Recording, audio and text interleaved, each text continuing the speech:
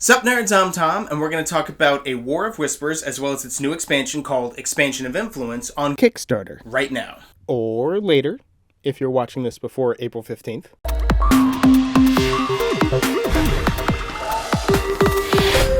So first, to briefly talk about A War of Whispers and kind of what it is, it's an area control game where you don't actually own any of the factions, right? So if we've got blue guys out on the board, there's no player that's the blue player. You all have different allegiances towards that blue. You have these little tokens for each faction that's on the board, and you have them at either you're very in favor with them, you are devout with them, or all the way to the end where you're opposed to them. So every player at the board will get, every player at the table will get points based on different factions on the board. So if the lion faction, the yellow faction, is my most favored faction, if I'm devout with them, I will get 4 points for every city that they control. But if I'm opposed with them, I'll actually lose a point for every city they control. Or some of them, you're just affiliated, you're in the middle, you'll get 2 points. So everybody has interest to some degree in every single army that's out there. And even there is one that's 0 points, but you'll see if another player is moving them around a bunch, you might be like, well, I don't get any points for them, but I still want to screw them over because I don't want the other player at the table to get points for them. Even though I don't care about them, I get 0 points.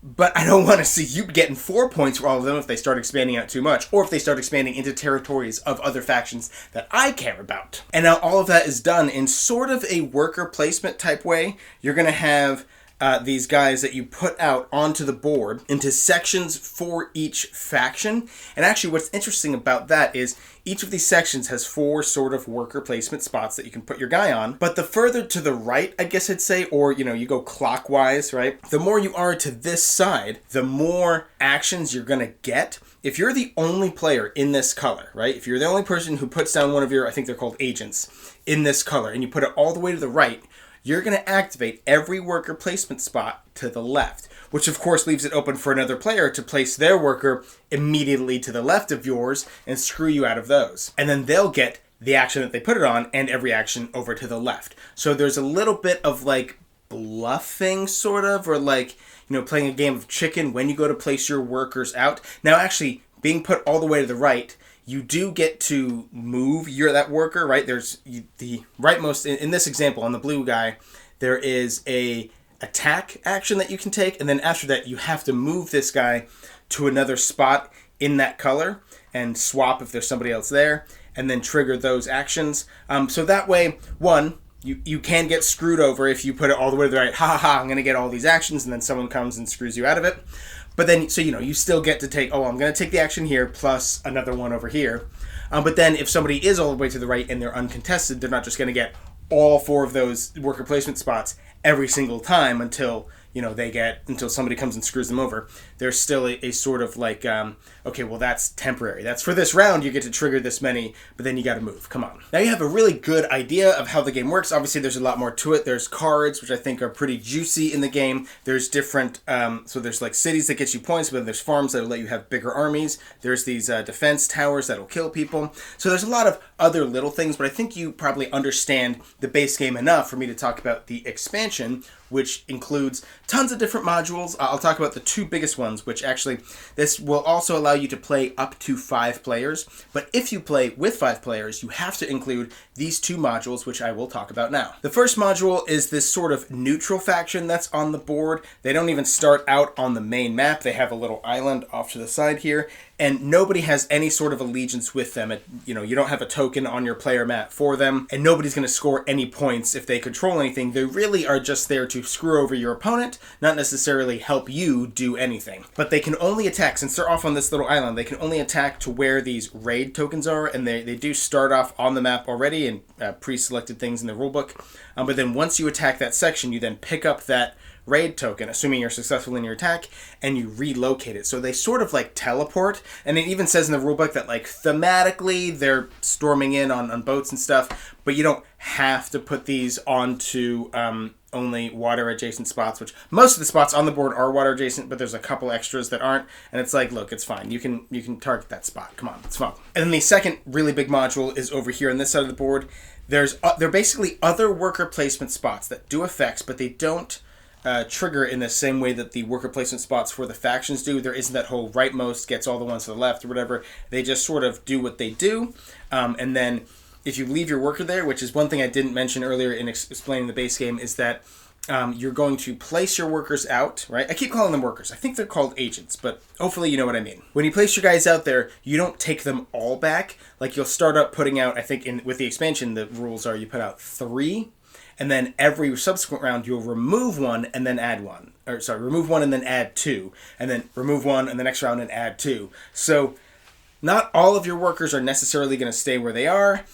Some of them are going to come back, and of course even that pulling them back is a strategic thing. Well, I might want to pull this back so that way this person says, oh, well, I'm going to go for blue now, and then I can screw them over or whatever. But some of these spots actually sort of level up the longer you keep them there, so you're sort of incentivized to do them.